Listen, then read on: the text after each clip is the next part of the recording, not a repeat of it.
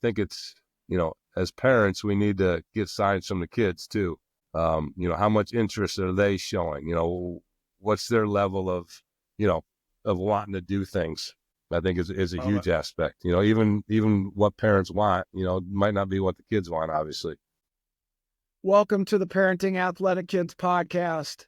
My name is Travis Rogers. I'm a mental performance coach and the father of two athletic boys. Through this podcast, I hope to deliver actionable strategies that you can implement to help your son or daughter optimize their personal and athletic growth. I also hope these conversations help you enjoy the ride. Today's guest is Clay Bellinger.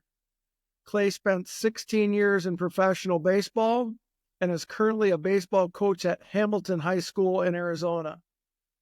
Clay raised three athletic kids, one of whom is currently playing Major League Baseball. In this podcast, Clay shares his thoughts on raising athletic kids. Here we go. Clay, welcome to the podcast. It's really great to have you. Excited about this one. Clay Bellinger, let's get after it. Welcome. Thanks for having me. Appreciate it. Absolutely. This is going to be super fun. Talking to Clay, getting to know him a little bit through Hamilton High School, and he's one of the assistant coaches over there. So I've gotten to know him a little bit, but like all the listeners out there, want to get to know him a little bit more and then about his kids as well. So Clay, let's start with, tell us a little bit about you and your athletic background. Yeah, rock and roll on that. Yeah, just man, born and raised in upstate New York, real small town. I was back then, it's a little different than it is today. I was literally in, small town, and literally we're outside playing every single day. One of those kind of stories where you're playing, kick the can up the street, and you're playing tennis on the weekends, and you're bowling on Sundays, and you're playing basketball in the park. And so I did it all. I was pretty decent at baseball and decent at basketball, and actually really good bowler back then, but pretty good tennis player. And I just started falling in love with baseball, and my high school coach said, I think you're pretty, might got a chance to go play some college. And he was from a D2 school down in Florida. So we started sending some letters and made some phone calls. And I was actually pitching at the time. I went down about an hour away. We had a game down in Binghamton, New York. And it just so happened that the kid I was pitching against, Rollins College, which is a Division II in Florida, Sunshine State Conference, was looking at the guy who was pitching against me. So the recruiter came up. We threw against each other.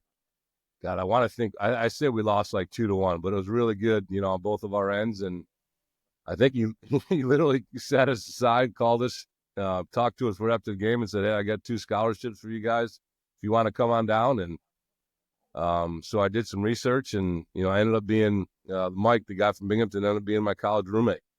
And so yeah, it's kind of how it all started. I went down basically as a pitcher. I hit a little bit, played a little third, and going into my junior year, our shortstop who had been there for 3 years was left as a senior. Coach Coffey said, "Hey, do you want to play short for us next year?" And I'm like, "Sure, I guess, I'll give it a whirl." And went out my junior year, played shortstop, had a really good year. I was 6'4", 6'3".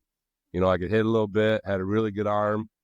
So it's the whole projectability thing. What's this kid going to look like? I was literally 170, 75 pounds. I finally put some weight on in college.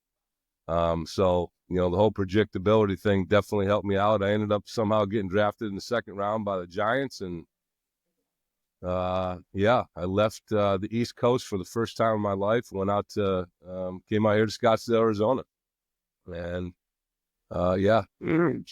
was just started my pro career with the Giants. How long Yeah. with the Giants, or how long a pro career then at that Yeah, point? so it was a 6-year minor league free agent. Never, it was kind of weird. I literally progressed every single year to the next level. I never got released. I never got sent down. Every year I just kind of going up. I spent 3 years in AAA, became a free agent, and I went to the Orioles, signed me as a minor league free agent. So got put in Rochester the next year. I had a really, really good year. Made the All-Star team for the first time in my life, hit over 300, and became once again another minor league free agent. So I went and signed with the Yankees. So I was with the Yankees from '97 to 2002. I left. So it was my story is kind of it was I guess definitely unique. I was a 10-year minor league guy, and I finally made it to the big leagues. With the Yankees in '99. It was my first time. I went to spring training with them in '98, didn't make the team, even though I had a really good spring. And in '99, I had a decent spring, but some roster spots were open, and just fortunate enough to make the team out of spring. So, born and raised in upstate New York to, putting the pinstripes on my first, game ever in the big leagues. And, to say that was pretty special was about the pinnacle of my life right there, just to walk out of Yankee Stadium. But there was a point, gosh, I think it was '97, so it would have been my second year in AAA with the Giants. I'm like, you know what? I'm good, but I'm not really that good. I was playing with so many guys who were better than me. Um, I could always play every position, so I learned how to play second. I learned how to catch. Pitching was always there, but even though I didn't really do it, and I learned, basically how to play the outfield. So that's kind of the biggest thing, that I've definitely helped me get to the big leagues. I was literally the third catcher on the Yankees, even though I had caught, 10 innings in the minor leagues kind of thing. But I knew if I wanted to keep going, if I wanted to get to the next level, which, I hadn't been there yet to get to the big leagues, I had to change. Otherwise, I was going to be one of the, 200 guys to get released every year. And so, yeah, I became a utility guy, and it definitely helped me out. It helped me with 3 years in the big leagues. And I went from the Yankees to the Angels after 2002 and spent, most of the year in minor leagues again. Got up to the big leagues for like the first a week or so in the beginning. The Angels won it in 2002. So, like I said, I spent 16 years in pro ball. 13 of them were in the minor leagues. The 3 years I spent were obviously, with one of the best teams, ever in the history of the game, '99, 2000, 2001 Yankees. The guys I played with. But it's kind of like I get asked all the time, what's a good thing for kids to do? And, I keep saying, play sports, play different sports. Cause, my kids played soccer when they grew up. So the foot skills was amazing, and then if you're going to stick with baseball, learn as many, different positions as you can, unless you are the stud, on your team, then, you can probably stick at one position. But even if you are the top guy in Arizona, you get to the minor leagues and there's, 6 guys who are better than you. You know it. Right. You've seen it. Right. And, if you're a shortstop and you get drafted in the first round and, there's a kid that's 3 years older than you and he's a better shortstop, you're going to move to third or you're going to move to second. So if you've never played those positions, it's a learning experience. But if you can do it in high school, and it's just going to help you down the road. So it definitely helped me get me to, my career to where I wanted to be. So yeah, I was a journeyman to say the least. I wasn't, it wasn't great. I was good at a lot of things, wasn't great at one thing, that kind of thing. So good base runner, pretty good baseball IQ. And I really preach that with the younger kids, just talking to them. It's so hard for me to watch bad baseball, even in the big leagues, it's still, just kills me. But yeah, so that's kind of my story. Well, let's stick on that just for 1 second. I got a couple questions that came up. Thanks for sharing. That's a great story.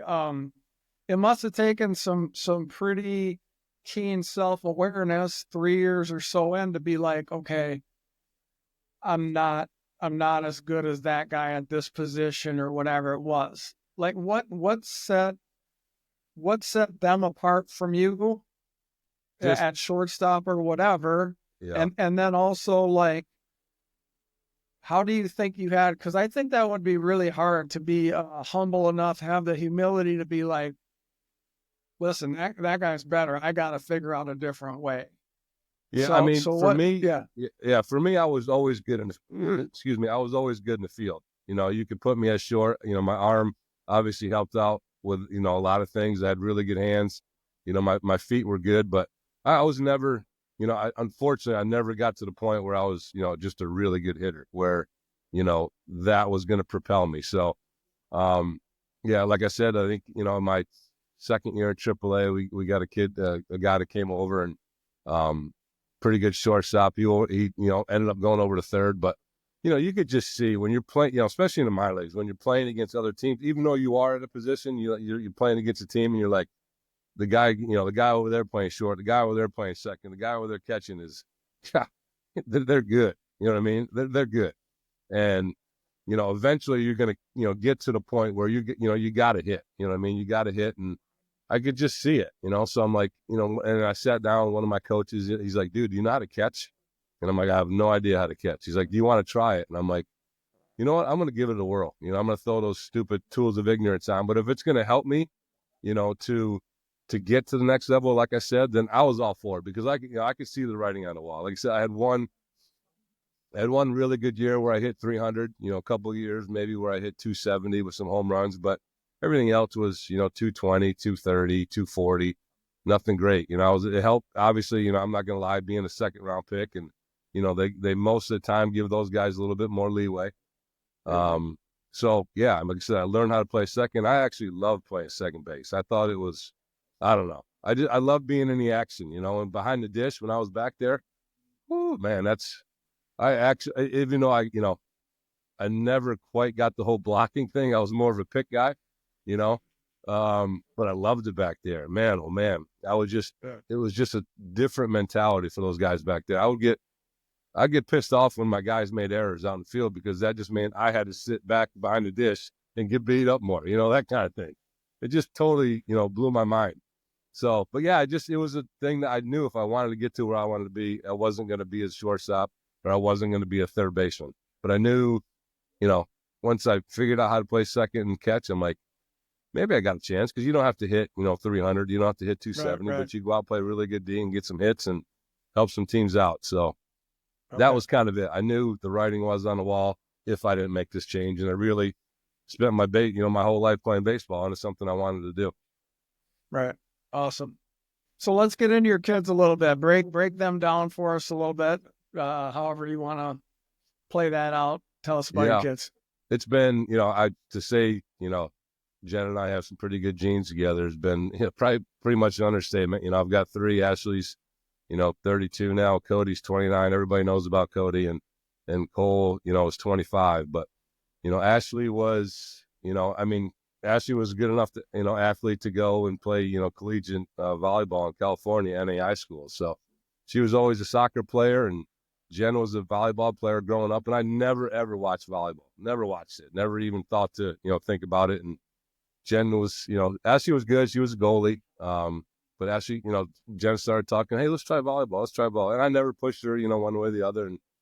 But man, oh man, once she started playing, and, and getting a whole lot better, and playing on some good teams, and watching her skill level, I'm like, wow, this is actually pretty fun. And still to this day, I enjoy watching volleyball. I don't know if you watch it or not, but woo, man, it's fun to watch. It really is. Yeah. They're pretty talented people. But so Ashley was, yeah, she was good. She wasn't great again. She was on the Hamilton team that, man, they were 2 points away from their first state title ever in Hamilton history. And they let it slip away, and they ended up losing to Xavier like in 5 games. So that was a heartbreaker for her and the team, and Coach Vanis at the time. I think Coach Vanis is still, I think she might be like the AD over there now, still coaching. But yeah, she got a scholarship and went and played, and she was good. She started over there, and obviously, there's scholarships are good for parents. You know what I mean? There's, with the ridiculous amount of prices that college is, any kind of scholarship helps. And so yeah, I enjoyed watching her. She was good. The hardest part, Jen and I were watching, because everything was on the internet and stuff. We were watching a game. It was her junior year. God, maybe it was her senior year. And we're just watching her. She went up and hit this spike, and she landed, and you could just hear this huge scream, just, reach out, and her leg just kind of went like 90 degrees to the left. And you're just like, oh my gosh. So anyway, she ended up tearing all 3 of her ligaments literally in one play. So, that kind of, and that just goes, her career was over. And, that was hard to watch. And it's just, that's the thing with sports, man. Things can be going so well, and one swing of the bat, one turn around the bases, or one hit to the knee, and just, so she was done. But yeah, like I said, she was She was more smart than she was athletic, even though she was good athletic. We knew that she was going to be good at whatever she did. So that was kind of her story. Cody, obviously, when he was growing up, I was obviously still in the game. So he traveled, quite a bit wherever we went. Jen took Ashley and Cody with us. And so every day, he was hitting and, throwing and, the old bam, bam bats, we talk about it all the time. And the wiffle balls, it was just nonstop, just constant throwing and hitting, throwing and hitting, and just loved it. And so we got him into sports, and, I was obviously his coach going up, Little League and T-ball and, basically up until high school. And could always tell he was good. His swing path was good. Really good hitter, just, really good out in the field. But super, super small. Everybody's heard the story. He was the tiniest kid, always played up, which I think if you're good enough, I tell kids to do that all the time, play up a year. Because it's only going to help you out, even though, you might not be the best, but you're going to get, once those kids catch up to you, your age group, you're going to be so far ahead. So, yeah, he was, like I said, always good, just super small. And he just kept plugging away. And then obviously the whole, being fortunate enough to be the Little League World Series where we had a really good team. And, we got to travel to the regionals and we got to travel to Williamsport. And I think if you ask any kid who was fortunate enough to get it there, that huge, especially now, it's even bigger spectacle than it was back then. That's your first stint of, wow, this could be pretty cool. Whether or not you're going to get to even high school baseball, who knows? But, I think the biggest advice or the best advice I ever told Cody was, because he was always talk about it. He never hit home runs. He was just, he wasn't strong. He couldn't hit the ball as far as everybody else. And I'm like, listen, man, you're 4 foot, 11. You're 5 feet, and the kids are 5'6", 5'7". They're 150, you're 100 pounds. It's physics. You can't do it. You know what I mean? But just keep doing what you're doing with your swing and that stuff. And, when you do, when you do end up growing up, and getting some height and hopefully some muscle and stuff, you're just going to, if you keep working as hard as you do, you're going to bypass everybody, and that's just huge advice because kids get frustrated, when they're undersized, they say, oh, it's not going to happen. It's not going to happen. And so he always had that in the back of his mind. He's like, someday, hopefully it's this, because like I said, obviously me being pretty tall and Jen being pretty tall, and he was fortunate that way, the good genes kind of thing. So yeah, he didn't even play his freshman year, and he got hurt a little bit. Didn't play on the SCBC team at all. He wasn't good enough to play on that thing. And sophomore year he was still on JV, and junior year he made it, and center field, first base. But we're fortunate enough. You've had a kid go through Hamilton and stuff like this. You're fortunate enough that we've got obviously one of the best programs in the country that. It seems that there's always one or two kids as seniors who people are coming out to watch. You know what I mean? There's always that, even as a junior. There's always people coming out to watch. And as a younger kid, if you go out and even though they're not watching you in the beginning, you start laying some hits and laying some doubles, and you're always on base and you're making plays and you're smart. You become on the radar just like that. And that's exactly what happened. Cody's junior year. We had a senior, Mitch Ney, who ended up being first rounder for, I think, the Reds back then, maybe, Toronto. But everybody was out watching Mitch because, he was a hell of a player. And Cody was playing first and just, it seemed like he got 2 knocks every day, and people started finally, obviously, sometimes kids get fortunate with the name on their last name and this kind of stuff. And, which helped him and stuff a little bit. But you still got to go out and perform. And all of a sudden people started coming up to me and, just started talking about, Cody, just asking questions, So it wasn't because of him. It was because of him because he performed, but it was because of somebody coming out to watch somebody else play. And, you get that all the time. And then we went to, we never did any of the showcases. I wasn't a big showcase guy for some reason. I thought they were just, I don't know, totally overpriced, all that kind of stuff. And I'm like, my always thing is if you're good, somebody's going to come see you. They're going to find out about you. But and he had some friends playing, and we ended up going to the big, the only one we never went to. We went to one of those perfect games, the national ones out in it was out in the Metrodome back then. and had a really good time. He was with a good bunch of kids. It was like 5 or 6 AZ kids. We all went out. Dads went out. And it was a really good experience for him to see, what the next level of high school kids were, and how really good these players were. And, that helped him out too. He did okay. He didn't do great, but he went out and performed, and he came back. He's like, man, there's some good players across the U.S. for sure. So, that helped motivated him too. And, so yeah, and then he obviously had a really good senior year, and people started talking, and you get all scouts in your room and your houses and asking questions, and he was going to go to Oregon, but he would have rather played pro ball because that was his dream. So Logan White with the Dodgers, became a really good friend and ended up drafting him, and he was overmatched his first year. I think he hit like 210 over here in the AZ league, and still, he was 6'4", but he was skinny as a rail and all this kind of stuff. But yeah, he just, he finally put some weight on, had a pretty good year in Rancho where, the ball was flying. He hit 30 home runs or whatever, and in Double-A just took off. And the rest, I guess you could say is kind of history and stuff. But, he changed his swing, and, he wanted to start hitting some home runs, and which I didn't have anything to do with. Those were the pro guys and this and that. And people always ask me, it's like, do you ever expect him to be that good? And I'm like, I expect him to be that good because that's all, but I didn't expect him to be that good that soon, when he went up in 17 and just absolutely tore it up after the first, his first 7 games or 10 games. And yeah, it's just, it's an amazing story. It's been an unbelievable watch. Couldn't be prouder of him. And, so and everybody knows Cody's story. And then Cole's a little different.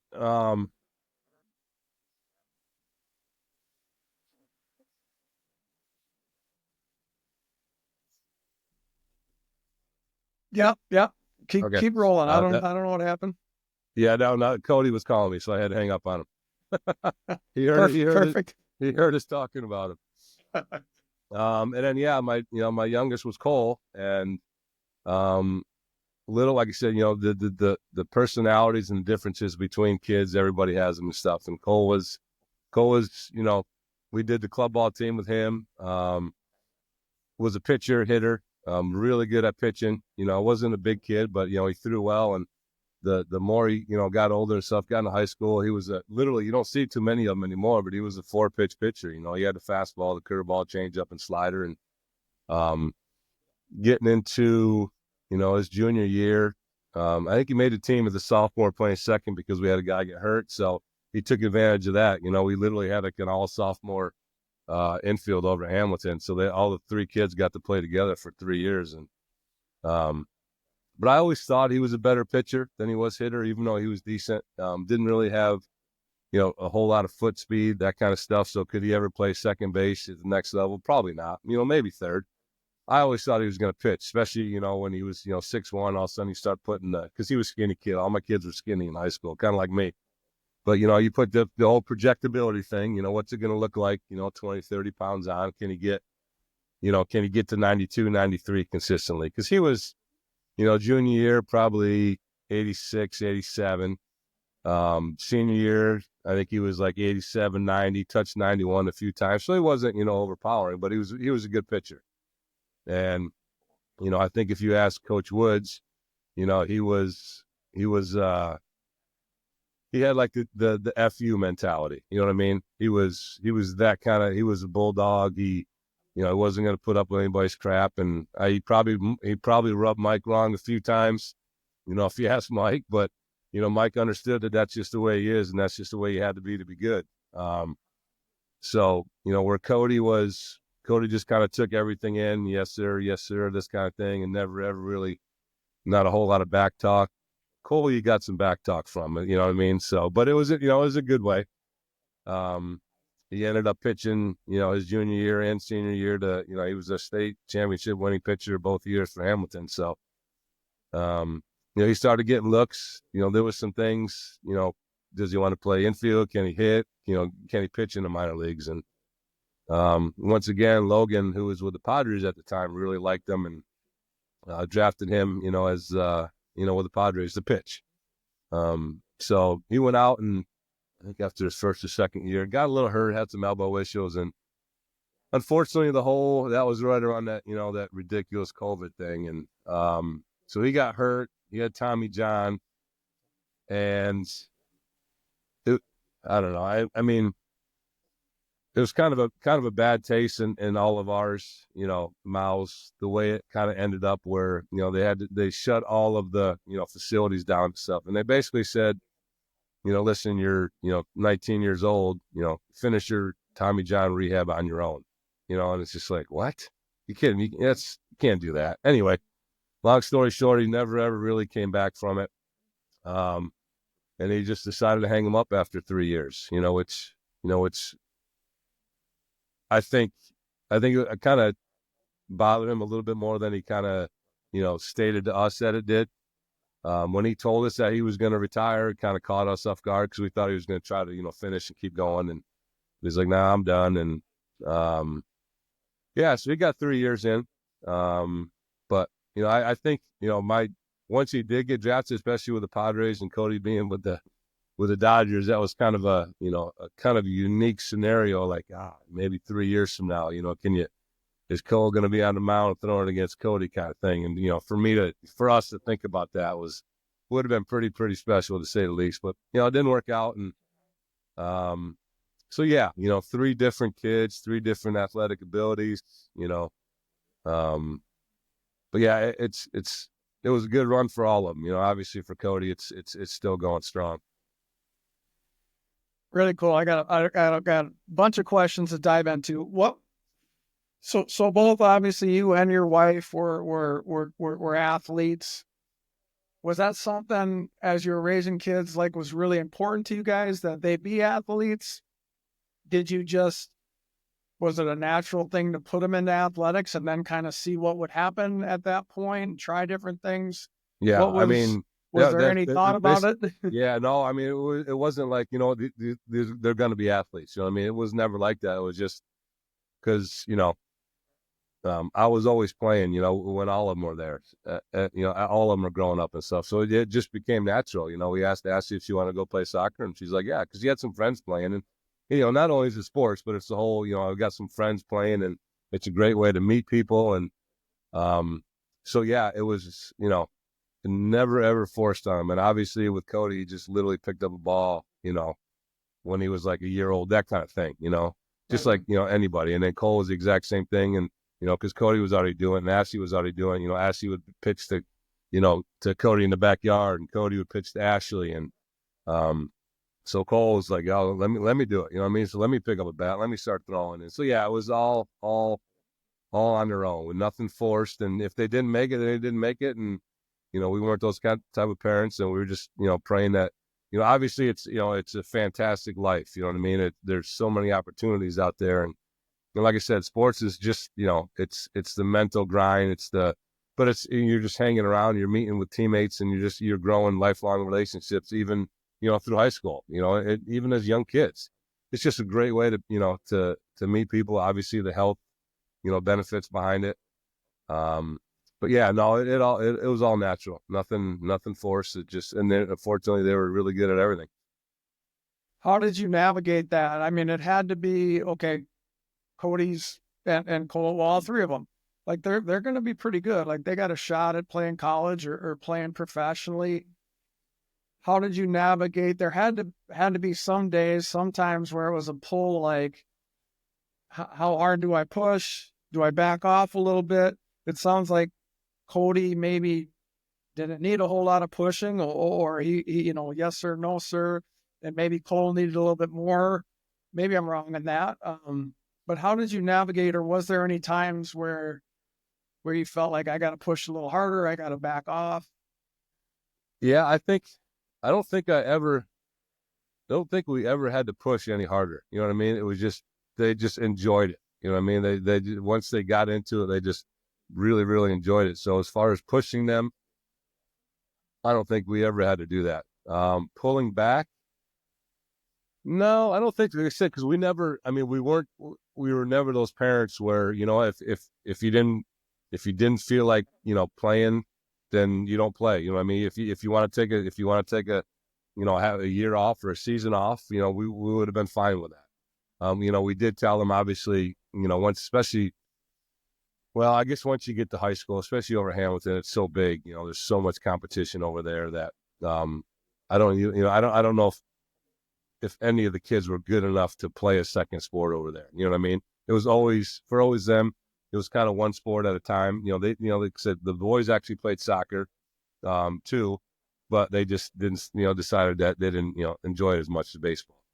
Um, but I mean, just, I think I wouldn't say pushing, but as far as the opportunity that lies ahead, the possibilities of that. If you guys want to, get to the next level, if you want to keep going, then you are going to have to work at it. How much work at it, is up to you. Do you want to go in the weight room, after practice every day? Do you want to start working out? Do you want to get faster, stronger, that kind of stuff? And so we kind of laid all that stuff out there as if you really, really want to be good, then this is kind of what you're going to have to do because everybody else in the world is doing it,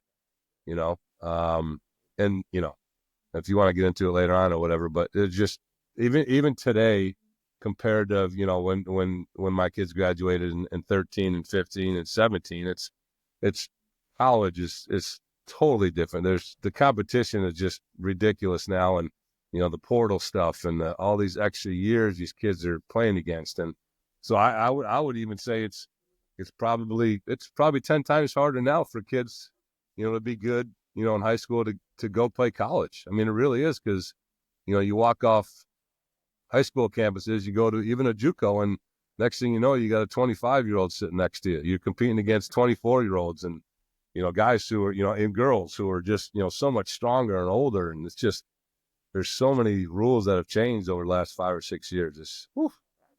I mean, that's how much work, that's how much harder these kids are going to have to work, which is a good thing, but it's also a bad thing. So it sounds like you would suggest, or you did a good job of, if this is something you want to do, here's what it takes. And they bought into that. They obviously, especially with your background in baseball, they could be like, okay, my dad knows what he's talking about here.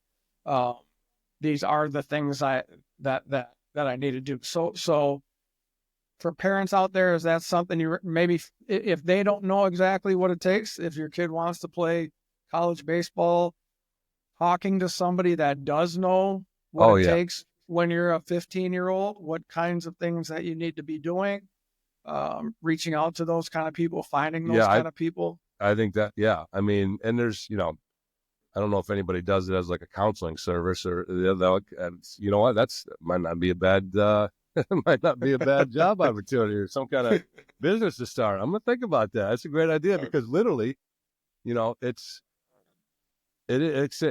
so different. But when you parents, I wouldn't say parents are crazy or over the top because when they see their kids are good, they automatically think they're a big leaguer. You know what I mean?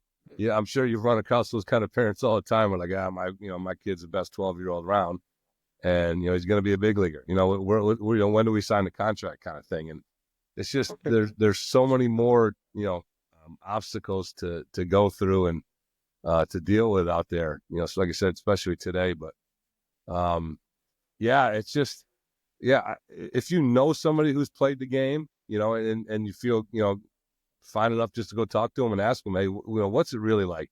Most parents who have kids who are decent in school and they think they kind of know a little bit what's going on. I would assume that they're doing their homework.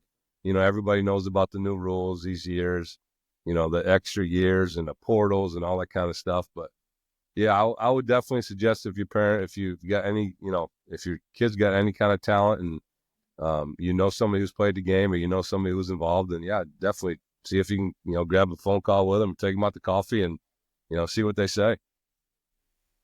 Well, I also liked what you said. You kind of waited. I think the whole showcase thing can be different for different people, but the fact that you took them there and it was an eye opener, for Cody, that was a big reason that I'd like my two sons to do those kind of things or go play in a tournament on a national level, or even for Drew, the younger one, to come down to Arizona. He was a big fish in a smaller pond in Minnesota, and down here, boy, there's lots of there's a lot more fish. Yeah. So that I think was a great experience for him too. Not the only reason we came down here, but it turned out to be one of the reasons for sure. Yeah. I Um, mean, that's, yeah. And if you're playing against good competition, better competition, it's only going to make you better. You know that, you know what I mean? Especially if your kid's good, I yeah. mean, like I said, I've always been, I hate watching bad baseball. I would rather, my team, lose 2-1 and go out and beat somebody 15-0 when there's, 7 errors on the other side and 8 walks. It's hard to watch. It really, really is. And yeah, anytime you can get in front of, people who are, if you come out and say it, people who are better than you, you know what I mean? To see how good you really, really are.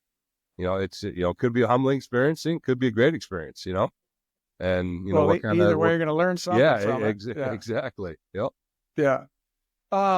You mentioned that earlier, and so I want to touch on that a little bit more. You talk about you don't like to watch bad baseball. Talk about, and it sounds like something you emphasize with your kids, and I know out when you're out coaching, you do the same thing. And to me, it's controllable aspects. You talk about knowing the game. What are some of those aspects? I mean, it's kind of baseball specific here, so sorry for those parents that don't have baseball players listen to this. But you can think about this in other sports.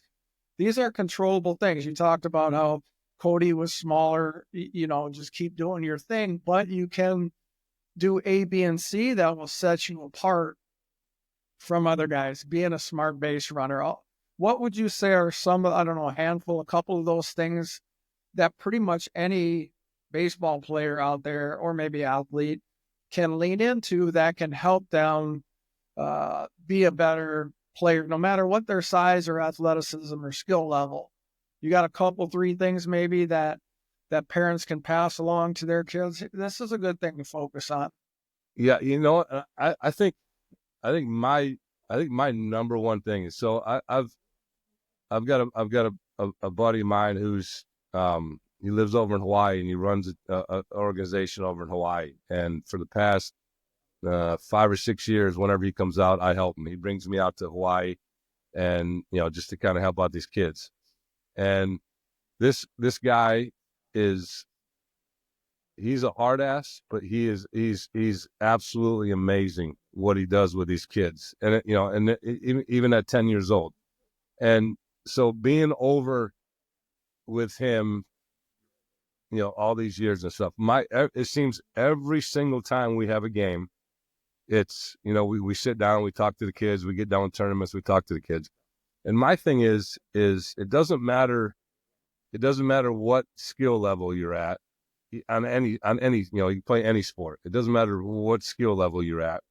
The games are played the way the games are. You know what I mean? There's rules, there's a right way to play, there's a wrong way to play it. And my thing is if once most of the kids who don't do things right, they they don't ever think about the next play. You know what I mean? They just go out there and they're standing at shortstop, they're standing out left field, and they're just standing out there. If the ball is hit to me, what am I going to do? They don't Yeah. ever think about the other 1,000 opportunities, plays that might happen when this pitch is thrown right here. You know what I mean? So the thing that I preach, and we tell these kids, if you're not, it doesn't matter if you're 0 for 4, if you're with 4 strikeouts. When you get done with the baseball game, it doesn't matter like what feel, what position you are, in football, what position you're doing basketball. You should be tired, especially in baseball. You know what I mean? Your mind, you should walk up to the field going, "Oof, I was over 4 today with 4 strikeouts. Why am I dead tired?" Well, it's because you're tired mentally, and that's a great thing, because standing out at shortstop, standing out in center field, standing out at second base, the pitcher's getting ready and he's delivering a pitch, and you have to think of all of these things. What do I need to do if the ball's hit to my left, to my right, forward, backwards, slow? Is there a guy on base? Is it a double? Is it a single? Where am I going? Cut off? All of these things. And these kids, they don't ever think about that. I don't think these days. They're always getting caught off guard. And then as coaches, you're like, dude, there's a guy at first base hit the right field. Why aren't you the cutoff man? Why were you not there? And why were you there in the wrong position? and the kids just look at you like, dumbfounded. They know how to play the game, but they just don't think about things that might happen. And the kids who are really good, even though they're not, you can sit there and watch an athletic event and you can tell kids who know what they're doing. You know what I mean? They don't have to be the best player in the field, but they know what they're doing because they've got that mentality, because they're thinking about it. This is what's going to make me a better player. I know if this happens here, then I got to do this. If something happens here, if this happens this way, this is where I'm going to be. This is where I got to go. This is my job. And a lot of kids can do that. We sit there and watch in high school. You preach to these kids over and over and over and over, and some of these kids are really good, but they don't get it. And the kids who get it, it's such an advantage. I think just being mentally into the game and preparing yourself. Obviously it's harder, as a younger, but the more you play, the more you practice, the more literally watching a game. You know what I mean? If you think you're good, watch a baseball game, watch a football game. If you're a tight end, if you're a guard, if you're the quarterback, if you're the safety, watch these guys, in those positions and watch what they do on plays. I think that's a huge thing. If high school kids would watch college, good college baseball programs, you know what I mean, to see, because most, in the pros they do it right. Sometimes they get lazy. I'm not gonna lie to you, in pro ball and stuff, but to watch a good college baseball game because they're preaching all the time, you can't. The more you watch it, the better you're going to be. So I think that for me, that's the thing is once kids start thinking that the mental part and the anticipation and the visualization of what might happen, it can't hurt them. You know what I mean? So we preach that all the time. Just the fundamental stuff. Where do I need to be? Where do I need to go? What's going to happen on this next play? So you're not caught off guard and you're not getting yelled at by the coach who's told you 1,600 times that you need to be in this position. Yeah. Has that changed? Has that gotten worse since your kids were playing, or has it kind of always been, would you say it's always been a thing? I think it's always been a thing, Okay. to be honest with you. I think that's always a thing is, and like I said, kids are different. I mean, you've got, their attention spans are different and, everybody's built different and all that kind of stuff. And, but yeah, I think, gosh, man, we literally preach it all the time. And it's the same kids over and over. And some kids who have the light bulb on, it's amazing to watch. It really is. It's, Yeah.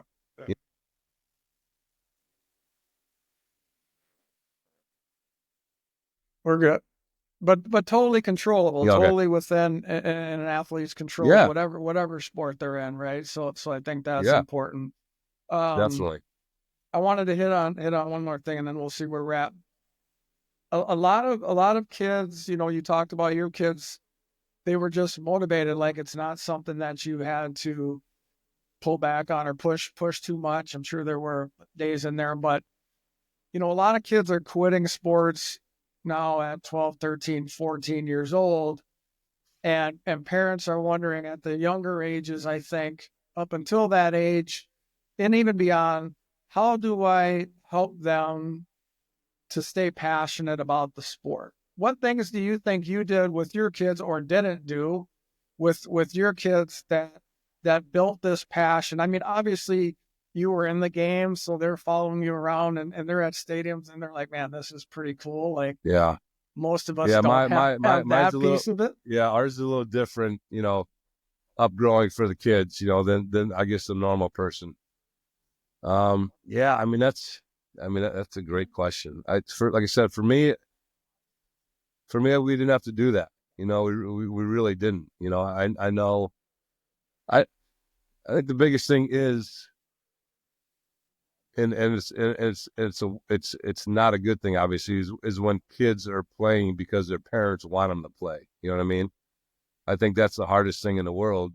When you're getting forced to do something, by your parents that you don't want to do, that's got to be hard. I couldn't even imagine, being that, the kid, to being pushed to something you don't want to do. And I think, I don't know I don't know how to get it out there, but I mean, I think kids have every right in the world to say, listen, Dad, I don't want to play baseball anymore. I don't want to play soccer anymore. It's just nothing I want to do. I know you want me to, and, you were good at it or whatever. I just don't want to do it. And if we can get kids somehow out there to tell the parents that, listen, it's just not what I do. I want to pursue something else. And, that's obviously a big thing. But like I said, I think, like you said, kids are being forced to do things when they don't want to. And it's just got to be a grind. And I can't imagine helping them in the future at all, just getting a negative, mentality about anything in life, you know. Are there other things? Maybe it's easier, because you coached your kids at those ages, right? 12, 13, 14. Um, were the things that you saw other parents doing that you thought that's the way to do it, or you saw other parents doing like that's not the way to do it? It sounds like you and your wife had a pretty good, like, let's throw out the ball and let's go play. Yeah, But that's not the really, it's case all it was. for. I mean, I've never ever been one of those kind of coaches where it just lay into kids. I've never been the screamer, never been the yeller. I get upset every once in a while, and but it's just constant all game long. For me, that's just not me. I can never do it. There's some coaches who are good at it. I always thought and felt that if you're constantly grinding on a kid, or kids, it's just unless they're the 1% that are mentally strong at a 10-year-old or 11-year-old, then they'll be okay. It's just I sit there and I coach whatever a million games, and you sit there and you watch the guys across the dugout from you just crushing on kids, and I'm like, God, I can't even imagine playing for that guy. I couldn't do it. That's just me. There's some kids who can do it. But yeah, I've just never had that, just never been my style. I was always a laid back. I wanted to teach the kids how to play right, enjoy the game. That's a big thing, man. You don't have to be the superstar to enjoy a game, you know.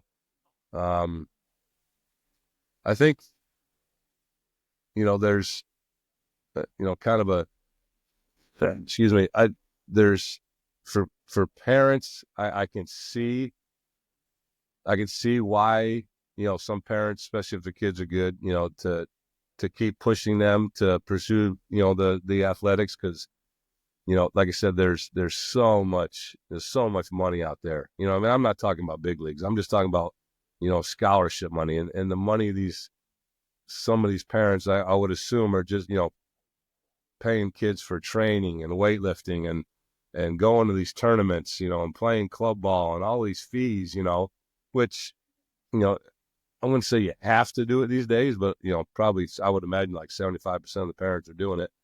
It's expensive for parents, it's for them who can afford it. It's great. And them who are doing it to help their kid get to the next level. That's great.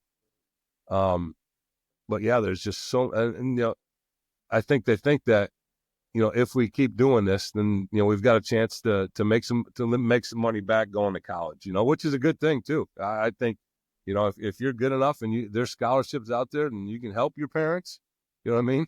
Because, what's a college cost these days? 60 grand, 40 grand, 50 Yeah, grand a year. I mean, it's somewhere in crazy. there. Yeah. I mean, that's just Yeah. $200,000 for 4 years, and so, I mean, I would, we talk to our, kids all the time and stuff, especially these Hawaiian teams, because Hawaiian parents, because they got to come over here, to do something. There's some baseball in Hawaii, but I mean, these people are paying money and money and money, and they're just fantastic people. And their hope is, whenever these kids get in high school, they're going to be able to, get scholarships to help them pay for, the last 4, 5, 6 years. And that's a great proponent of why, kids should stay in sports if they're good at it and they enjoy it. There's so much money to help your parents. You know what I'm saying? It's Excuse me. hard. I mean, you're totally touching on what's hard, I think, in youth sports these days is the parents have almost have to invest to Yeah. keep up with if their kid's Johnny going to next try to door. keep up with some. Yeah, and it's not even necessarily a bad thing. That's always considered a bad thing, keeping up with the Joneses, but it's just a fact for most athletes. If you're going to try to be as good or better than the guys on your team or the gals on your team, you have to do the weight training. You have to do the individual work, whatever. But there's that balance where does that when does that become too much pressure for the parents and for the kids, and how do we navigate that again, how hard do we push, how when are we pushing too hard, like it's I mean, if I would add to this, if you think, but in other podcasts and conversations, always being in communication with your son or daughter is, are you enjoying this? Yeah. Like, I mean, and real quick, I think what you just talked, like, I can remember like a lot of times, and just like talking to the kids about sports, I mean, maybe a game or something like this, and well, why did this happen, or what did you do, or why don't you do this, and you can tell by their reaction sometimes. They're like, sometimes they're like, f you, you know what I mean, and you're like, okay, well, I'm gonna lay off a little bit, you know what I mean, but if you're if it, I think as a parent, that's huge, is see the way you're talking to your kids, even asking the simplest questions, and they're answering you, and they don't mind you drilling them, and they don't mind giving you a good answer, then I think you're fine. But, sometimes when, you're pushing and you're pushing, and you can tell, I would assume you'd be able to tell, like when your kid's saying, you know what, Dad, shut the hell up. I don't want to talk about it. You know what I mean? And all of a sudden you go back to them the next day, and it's that kind of, they get the exact same expression or answer. You're like, yeah, I might want to take a little step back, because he's not having any fun right now. Or at least, let me take some time, let him go back. And I think that's a good point right there, is I think parents need to start, seeing the way their kids are reacting to them, seeing the way the kids are reacting to, the coaches and their teammates and stuff like this. And we're like, oh, you know what, things, they're not going so well right now. Maybe we need to, just take it easy and see what happens, a week or 2 weeks, or, that kind of thing. So, love it. yeah, that's a good point right there. Parents, I think, can tell when, whether or not they give a crap, or, they're constantly hounding their kids, you know what I mean, whether or not they should be doing that or not. I think, and I actually just talked to Drew about this a little bit and did a podcast with Drew, because it was hard for me, because Will, my older son, was a lot like Cody, where you could say anything at any time, and they knew it was to try to help him get better. But Drew was a little different, where there was times when he didn't want to have that conversation. Yep. And in my head, I'm thinking, well, you should want to hear this. Yeah. Right. and even if I was right, yep. So parents out there, even if you're right, it doesn't mean that they're going to receive it. Yep. It doesn't mean that right now is a good time to Yep. talk to them about There's it. a time and a place. And yeah, a time and a place and a way to say it and all these other things. And to your point, Clay, like that might be a warning sign. Like, I need to check in. Are they really loving the game right now? Yep. Are they passionate about it? This might be a good time to check in with that, and circle back and slow down, and maybe we need a couple days off, whatever it might be. But having those conversations, yeah, definitely. We just have a tendency to be like, oh, you need to work harder, or whatever. So really good. Thanks for that. We'll start wrapping this baby up. I know you got to practice to get to. Any other things, tips, thoughts, things coming into this that you would like to throw out, or maybe add, or things that you think can help parents navigate this youth sports roller coaster? Man. Yeah, it's like you said, it is a tricky slope, man, especially like the kids who, I wouldn't say borderline kids, but the kids who are good, and kids who are, maybe just, below the average, as parents, do I want it more, for my kids than the actual kids, want it for themselves? And I mean, I would think you could, I mean, correct me if I'm wrong. I would think you could tell after, even like a season, especially 2 seasons of watching your kids play sports. Is it something they keep wanting to do? Are the kids coming up to mom and dad and saying, hey, when's, what are we doing next season? Are you signing me up for, fall soccer? Are we playing flag football? We're going to do, are we going to Pee Wee football? When's sign up? When's that kind of thing? Or, they get into high school, they're coming up to you. I mean, high school is a little different nowadays, because everybody's, high school's got their teams and they got their summer teams, and are they still asking you questions about, when's the next season? What are we doing? This kind of thing. And, or is it always the parents saying, hey, you ready to go? Do you want me to, we got this coming up around the corner. Do you want to do that? And, this is coming up next year. Do you want to sign up for this? And, I think it's, as parents, we need to get signs from the kids too. How much interest are they showing? What's their level of, of wanting to do things? I think is a huge aspect. Even what parents want, might not be what the kids want, obviously, or even it could be vice versa too. Kids, parents. I'm sure there's some parents out there who could care less if their if their kids want to play sports, but they're good at it, so they have to, I would assume it'd be good for them to, help their kids that way instead of always saying no. Love it. Love it. Well, thanks so much, Clay. It was good to get to know you a little bit better, and thanks for sharing your story. I think it's really cool. I think a lot of parents would assume, this guy's got a son that plays Major League Baseball, has been a great player. Man, he must have driven him. Like, I think that's the common thought. Like, he must have pushed and pushed and pushed. And the reality is, right, if you're going to go through what Cody and Cole to a certain extent too went through, you better be self-motivated. You better love doing it. And to your story, like, how could you have lasted that long and been through the ups and downs of everything of mostly in the minor leagues and riding buses and all that stuff if you didn't love the game? Yeah. So I mean, it's such a, it doesn't matter what sport, what level you're in. Sport is an absolute grind. It's until you get to the top of any sport where it's still a grind.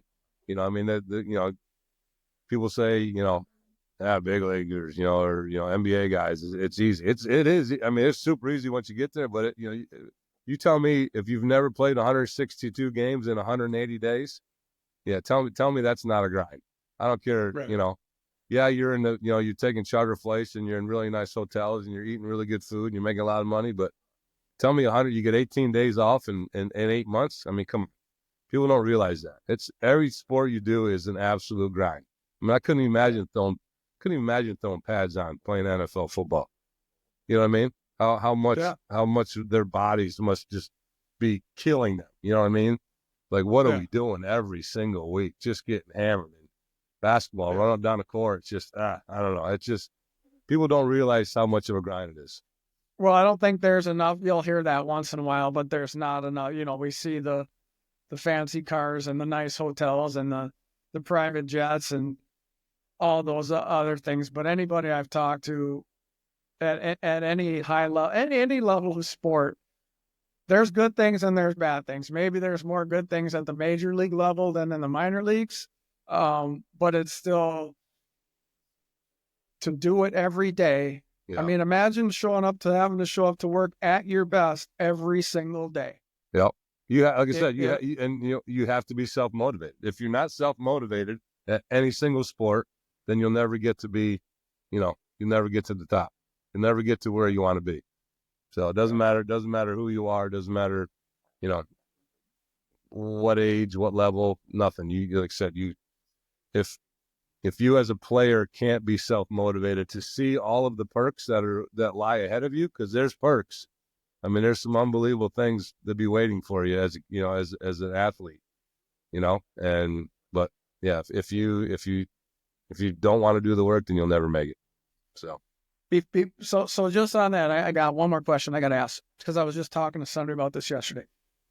The perks are there, the money's there, obviously at the highest level. And again, parents out there, this is probably for a small percentage of you, so I'm sorry, but for Cody, I'm guessing he wasn't even thinking about the perks of Major League Baseball. Like that's not a motivator on a daily basis, no. Right? Like the money or a big house or a nice car. Like you could be a doctor. I mean, you could do other things and have those things, but even to them, it's not that important.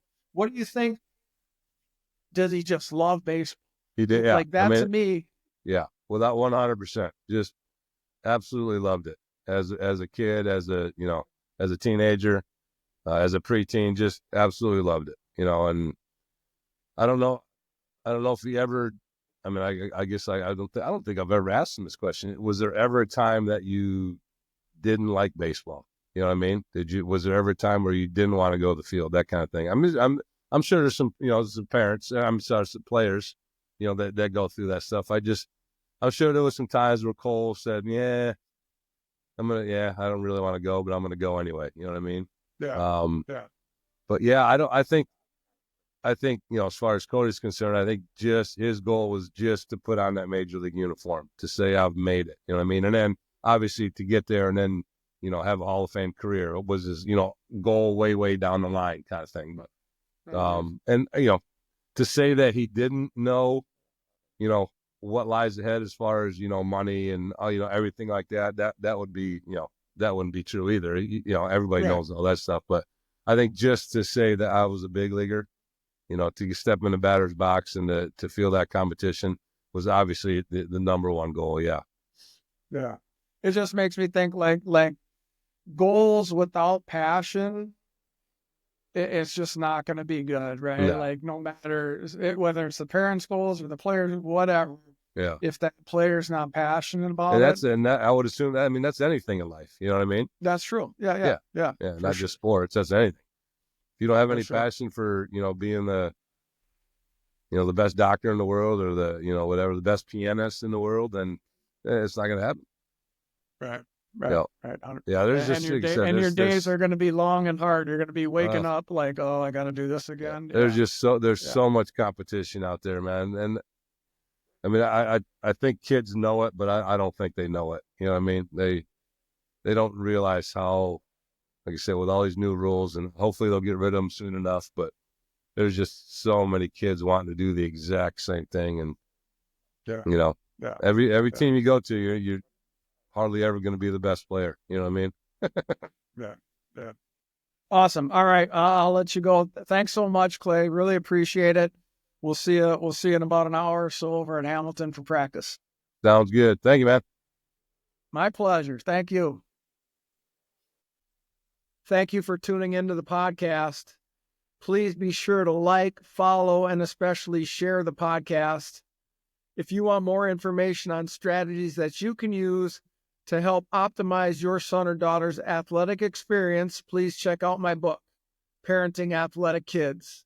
It's available on Amazon. Thanks again, and we'll be back with another podcast really soon.